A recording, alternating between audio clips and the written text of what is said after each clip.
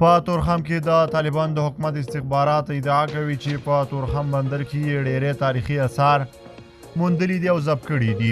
سلام درنو لیدونکو، ستړي مشئ. باختر خبري اژانس د تورخم د استخباراتو د مدیر محمد اقبال تکل له قوله ویلي دا تاریخي اثار په یوه بارودونکې لارۍ کې په ډېر مهارت سره ځای پر ځای شوي وو. خبري اژانس د جزئیاتو له یادولو پرته زیاتوي چې قاچاقبرانو غوښتل دغه اثار ګاونډي هیواد ته انتقال کړي.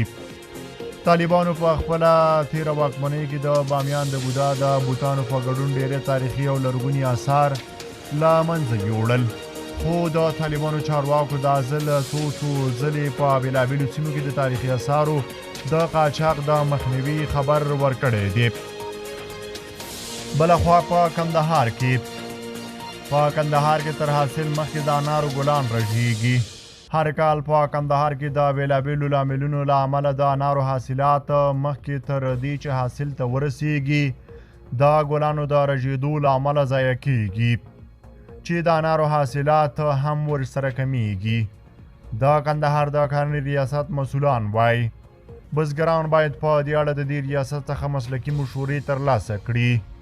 د کندهار انار چې نړیوال شهرت لري تر ډیره د دې ولایت د ارغنداب او ارغستان ولسوالیو له باغونو ترلاسه کیږي. کو غواړئ د تازه دقیقو خبرونو مطالبو څخه خبر شئ نو زموږ پښتو نیوز یوټیوب چینل سره سبسکرایب کړئ. له ملتیا مننه چې موږ سره تر بیا ښه وخت ښې چارې